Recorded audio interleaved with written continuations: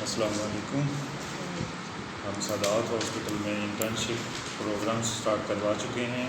उनको हम सिखाने जा रहे हैं human figure drawing test. Psychology में साइकोलॉजिकल टेस्टिंग यूज़ होती है। जब भी कोई क्लाइंट आता है, कोई पेशेंट आता है, तो हम उसकी असेसमेंट करते हैं ताकि प्रॉपर डायग्नोसिस कर सकें और उस डायग्नोसिस के अकॉर्डिंग फिर उसका ट्रीटमेंट प्लान कर सकें। तो डायग्नोसिस में जो साइकोलॉजिकल टेस्ट यूज़ होते हैं उसकी जो ब्रॉड कैटेगरीज़ हैं उनमें से दो कैटेगरीज जो जैसे कि यूज़ ऑफ प्रोजेक्टिव टेस्ट जिनको प्रोजेक्टिव टेक्निक्स कहा जाता है, इसके अलावा यूज़ ऑफ ऑब्जेक्टिव टेस्ट या ऑब्जेक्टिव मेजर्स कहा जाता है। तो उसमें से प्रोजेक्टिव टेस्ट हम एक करने जा रहे हैं, थोड़ा सीखेंगे, कोशिश करेंगे कि उसकी स्कोरिंग और उसकी इंटरप्रिटेशन जान सकें। सबसे पहले आपको पता होना चाहिए प्रोजेक्टिव टेस्ट होते क्या हैं। आपको ये चीज़ सुन के हैरानी होगी, ख़ासकर जो साइकोलॉजी से वाबस्ता नहीं है उनके लिए ये चीज़ नई होगी कि कोई भी फ़र्द, कोई भी इंसान अपने अनकॉन्शियस को किन चीज़ों के थ्रू बाहर निकालता है, कॉन्शियस में लाता है, उसको वो पता नहीं चलता। फॉर एग्ज़ाम्पल इस टेस्ट में सिंपली हम A4 साइज़ एक पेज देंगे, एक लेड पेंसिल देंगे, एक इरेज़र देंगे और अपने क्लाइंट से कहेंगे draw a complete human figure. उसे मोटिवेट करेंगे। अगर वो पूछेगा मैं बॉय बनाऊँ, गर्ल बनाऊँ, हम कहेंगे जो भी तुम चाहो। तो उसे कभी भी कोई डायरेक्शन नहीं देनी, ठीक है। वो कहेगा बस बन गया, अभी उसने टांगें बाजू नहीं बनाए, तो हम उसे और मोटिवेट करेंगे कि सोच लो, पूरा कर दो तो ज़्यादा बेहतर है। अच्छा, कुछ क्लाइंट्स होंगे वो स्टार्ट में ही कहेंगे कि मुझे ड्राइंग नहीं आती। आपने मोटिवेट करना है, आपने उसे बताना है कि हम ड्राइंग चेक करने नहीं जा रहे, हम तुम्हारी स्किल्स ड्राइंग की चेक करने नहीं जा रहे, हमने आपकी पर्सनालिटी टेस्टिंग करनी है। आप दरमियान में क्वेश्चन भी पूछ सकते हैं, कोई जहन में कोई क्वेश्चन हो तो आप पूछ सकते हैं। पर्सनालिटी टेस्टिंग में कौन कौन सी चीज़ें हम चेक करते हैं। HFT के थ्रू हम 30 इंडिकेटर्स चेक करते हैं। तो इस टेस्ट में कहा यह जाता है कि कंप्लीट ह्यूमन फिगर ड्रा करनी है। जब क्लाइंट फिगर ड्रा कर देता तो हमने उस फिगर को देखते हुए, मैं यहाँ पे कुछ नमूने की आपको तस्वीरें दिखाऊंगा, ठीक है। इनसे हमने कैसे, इन तस्वीरों से हमने कैसे क्लाइंट की पर्सनालिटी असेसमेंट करनी होती है। जैसे ये है, हमने कुछ चीज़ों को चेक करना होता है।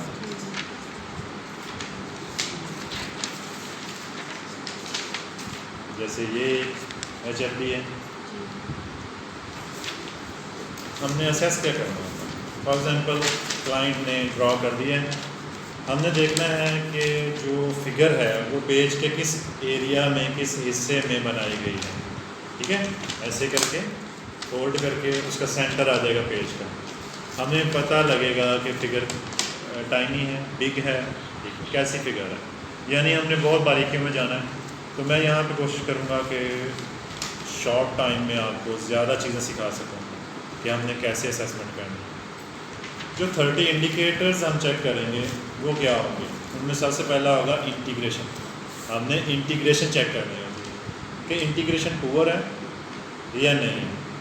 अब इंटीग्रेशन क्या होगा कि जो क्लाइंट ने ड्रॉ किया है, फॉर एग्ज़ाम्पल उसने हेड ड्रॉ किया, उसने एक सर बनाया, तो वो जो दायरा बनाया है वो दायरा उसका प्रॉपर दायरा है या उसको अमेंडमेंट करना पड़ी, उसको जोड़ने के लिए एक तीसरी चौथी लाइन लगाना पड़ी।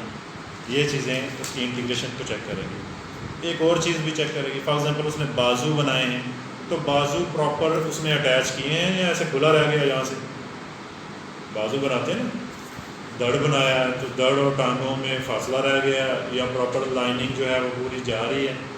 आपको इंटीग्रेशन की समझ आ गई। ऐसे आपने 30 इंडिकेटर सीख लिए। तो बच्चों के लिए ये IQ टेस्ट है, 7 साल 8 साल रेंज है बच्चों की, जिनका ये 30 इंडिकेटर्स दे के हम IQ चेक करते हैं। बड़ों का इससे पर्सनैलिटी असेसमेंट की जाती है। Got it? क्या समझ आ रहा है? कोई क्वेश्चन है तो पूछना। इंटीग्रेशन की समझ आए, ये चीज़ें नोट कर लें। सबसे पहले हमने चेक करना है इंटीग्रेशन। इंटीग्रेशन होता है कि उसकी लाइन जो है वो प्रॉपर अटैच है, जैसे बाजू लिम्स हैं, बाजू और टांगें वो प्रॉपर अटैच हैं। नेक अटैच है धड़ के साथ और सर के साथ, सर खुला तो नहीं रह गया, उसमें सुराख तो नहीं रह गया, उसकी लाइनिंग जो है ऐसे खुली तो नहीं रह गई। मैं यहाँ पे आपको ये दायरे जो हैं ये पुअर इंटीग्रेशन को शो करते हैं, प्रॉपर नहीं है ये, ठीक है। क्या आपको समझ आ रही बात? इसी तरह पूरी फिगर हो, अगर कोई फिगर आपकी मैं उधर छोड़ आया हूँ, अगर मैं वो लाता तो आपकी असेसमेंट करते, मुझे लगा कि आपको ये चीज़ मुश्किल लगेगी कि आपकी असेसमेंट आप ही के सामने की जा रही है, क्योंकि बहुत सारी ऐसी चीज़ें निकलेंगी साइकोलॉजिकली जो अनकॉन्शियस में होती हैं, आपकी पर्सनालिटी की जो होंगे फ्लाज होंगे, तो वो आपके सामने आ जाएंगे, तो फिर आपको एक थ्रेट ना उससे मिले। दूसरा होगा शेडिंग फेस। कुछ क्लाइंट्स होंगे जो फेस को शेड करेंगे। अब शेडिंग एंजाइटी को शो करती है। शेडिंग बॉडी, कुछ बॉडी को शेड करेंगे। अब कुछ क्लाइंट होंगे, कुछ पेशेंट्स जिनकी असेसमेंट हम कर रहे हैं, वो अंडर आर्म्स शेड कर देंगे, ठीक है, चेस्ट शेड कर देंगे, नेक शेड कर देंगे, बिटवीन लेग्स शेड कर देंगे। तो उसकी शेडिंग की इंटेंसिटी शो करेगी उसकी एंजाइटी लेवल को, कि वो कितना एंशियस है। जो मल्टी पार्ट शेड, हाँ, शेडिंग जो है वो एंजाइटी समझी जाती है। अब किस पार्ट को शेड किया गया है, किस पार्ट के रेलिवेंट एंजाइटी है। फॉर एग्जांपल वो अंडर आर्म्स या नेक शेड कर रहा है तो इसका एक मानी होगा, हम डिटेल में जाएंगे क्या मानी होगा। बिटवीन लेग्स शेड कर रहा है तो इसका एक मानी होगा। स्टमक को शेड कर रहा है इसका एक मानी होगा। फेस शेड कर रहा है इसका एक मानी होगा, ठीक है। हम इनको इंशाल्लाह अभी डिस्कस करेंगे। उसके बाद शेडिंग हैंड्स हैं, वो हाथ बनाता है और शेड कर देता है। यहाँ पे एक और चीज़ सीख लेते हैं, हाथ जब बनाता है तो वो उंगलियाँ बनाता है। हमने ये नहीं देखना उंगलियाँ प्यारी बनाई हैं या नहीं बनाई। अगर उसने 5 उंगलियाँ बनाई हैं वेल एंड गुड, अगर उसकी 4 उंगलियाँ बनाई, 3 बनाई, 2 बनाई, तो ये हेल्पलेसनेस को शो करेगा। हम मज़ीद गहराई में भी जाएंगे। उसके बाद होगा आसिमेट्री, यानी कि जो फिगर बनाई गई है उसमें सिमेट्री नहीं है, एक तवाज़ुन ही नहीं है, ठीक है। फॉर एग्जांपल पेट बनाया तो पेट ऐसे पिचका हुआ, तवाज़ुन नहीं है, सिमेट्रिकल नहीं है, आसिमेट्रिकल है। Got it. उसके बाद स्लांटिंग फिगर, तिरछी फिगर बना दी। ये पेज है ऐसे और फिगर ऐसे बनी हुई है या ऐसे बनी हुई है। तिरछी फिगर बनाने वाले की भी इंटरप्रेशन होगी कि इसकी पर्सनालिटी कैसी है। उसके बाद होगा टाइनी फिगर। अब कौन डिसाइड करेगा कि कितनी फिगर हो तो टाइनी है, ठीक है। छोटी तस्वीर जो बनाते हैं उसका पूरे पेज की तनासुब के लिहाज से फिगर छोटी सी हो तो उसे हम टाइनी फिगर कहेंगे, उसकी भी एक इंटरप्रेशन होगी। फिर बिग फिगर है, कुछ लोग ऐसी फिगर बनाएंगे जो पेज के निचले हिस्से से टांगें अभी रहती होंगी और वो कहेंगे पेज ख़त्म हो गया तो दूसरी साइड पे टांगें आएंगी, पेज के बैक साइड पे, उसकी भी एक ताबीर होगी। इवन दैट वो शेयर करेगा जब वो बना रहा है ना। कुछ क्लाइंट तस्वीर बनाते वक्त आपसे बात भी करेंगे, सॉरी ये इसका कान है, ये इसकी आंखें हैं, ये ऐसे है वैसे है।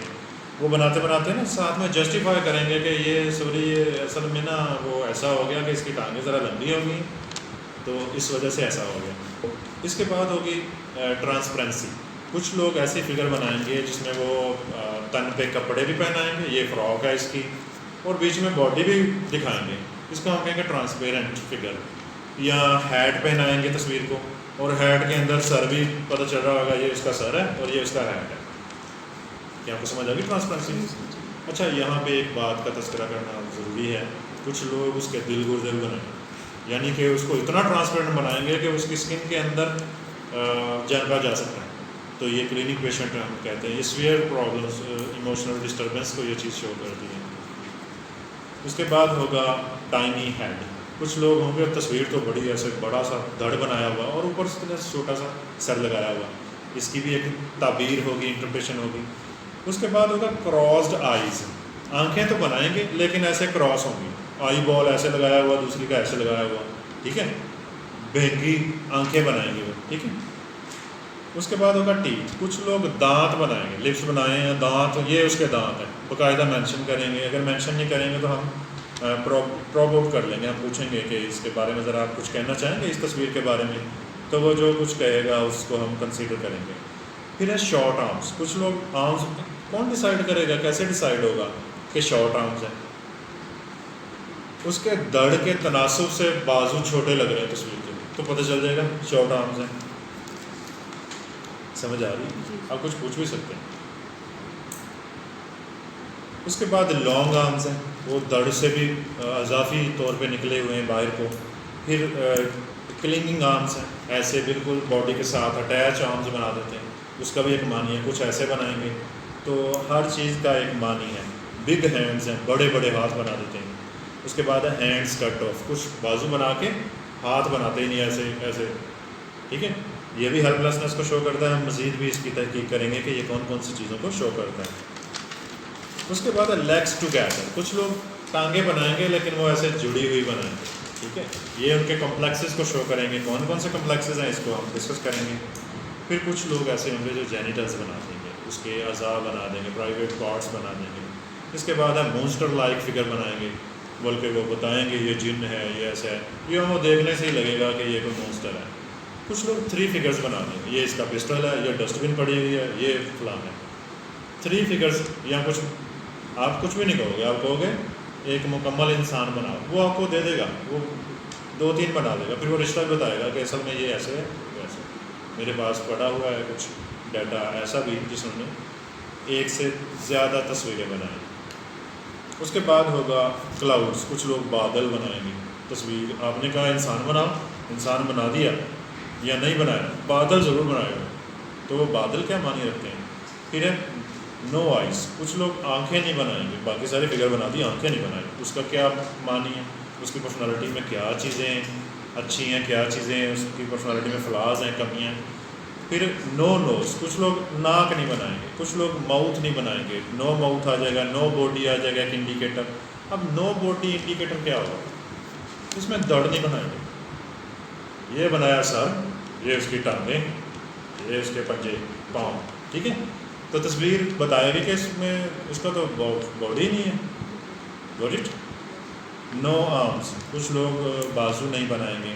नो फीट, नो नेक, कुछ लोग पाँव नहीं बनाएंगे, कुछ लोग गर्दन नहीं बनाएंगे। ये बड़े कॉमन होंगे कि ऐसे सर बनाया और साथ ही ऐसे शुरू हो गया। बड़ी कॉमन सी फिगर बचपन में आपने देखी होगी। कुछ लोग ऐसी तस्वीर बनाएंगे, ठीक है। इसका क्या मानी है, बॉडी नहीं बनाई और ये चल क्या रहा है, या वो कहेंगे ये शोल्डर है। जो आप पूछोगे ये गर्दन है, शोल्डर है, कोई पता नहीं, पंजे भी साथ ही लगे हुए। सर जी, अगर हम किसी को पूछेंगे कि आपने नोज क्यों नहीं बनाया, ये नहीं पूछेंगे, नहीं पूछेंगे, हमें पता है क्यों नहीं बनाया, हम उसे बस मोटिवेट करेंगे, ठीक है। इवन दैट वो नॉन सीइंग आइज़ बना देगा। इन 30 इंडिकेटर्स के अलावा भी कुछ इंडिकेटर्स हैं जो ज़्यादा वैलिड नहीं समझे जाते बच्चों के हवाले से, बड़ों में समझे जाते हैं। जैसे क्लाउड्स है, रेन है, स्नो है, ठीक है। ये इंडिकेटर्स हैं।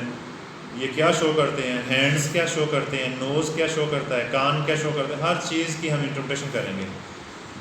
इसके बाद होगा नॉन सीइंग आइज़, कुछ लोग आंखें तो बनाएंगे लेकिन इसमें आई बॉल नहीं बनाएंगे, तो आंखें देख ही नहीं रही, इसे हम कहेंगे नॉन सीइंग आइज़। ये जो बनाएंगे इनका क्या मतलब होगा, कुछ लोग कहेंगे इसके हाथ छुपे हुए हैं, वो ऐसे बना देंगे, ठीक है। वो कहेंगे इसके हाथ छुपे हुए हैं। असल में हो सकता है उनके जहन में ये चल रहा हो कि हाथ कैसे बनाने हैं, तो लिहाजा हाथ छुपे हुए हैं। वो जो भी सोचें, जैसे भी बनाएं, उनका इससे अनकॉन्शियस बाहर आएगा, गॉट इट, समझ के बाद। कुछ लोग सूरज बना देंगे, चाँद, कुछ लोग ब्रोकन स्केची लाइंस बनाएंगे, ठीक है, उसका भी एक मानी है। अच्छा, यहाँ पे एक क्वेश्चन बड़ा आम होता है कि जो आर्टिस्ट हैं वो क्या करेंगे। आर्टिस्ट की भी पर्सनालिटी शो होगी इस तस्वीर से।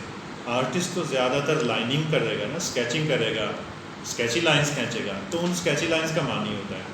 तो हम उसको कह देते हैं आर्टिस्टिक एबिलिटीज़, उसे थोड़ा सा जस्टिफाई कर देते हैं कि ये आर्टिस्ट है, आर्टिस्टिक एबिलिटीज़। लेकिन एक आर्टिस्ट क्यों बनता है, नॉर्मल बंदा आर्टिस्ट क्यों नहीं होता, ये आर्टिस्ट नॉर्मल नहीं होता, ठीक है। परेशान तो नहीं इस चीज़ से, तो आर्टिस्ट नॉर्मल नहीं होता तो इसीलिए तो आर्टिस्ट होता है। अबाव एवरेज कह लें उसे, तो उसमें कुछ चीज़ें ऐसी होती हैं जो आम बंदे में नहीं होती, तो वो फिर ज़ाहिर है वो शो होंगी उसके आर्ट से। गुड, इंशाल्लाह हम नेक्स्ट लेक्चर में इसकी पूरी इंटरप्रिटेशन करेंगे।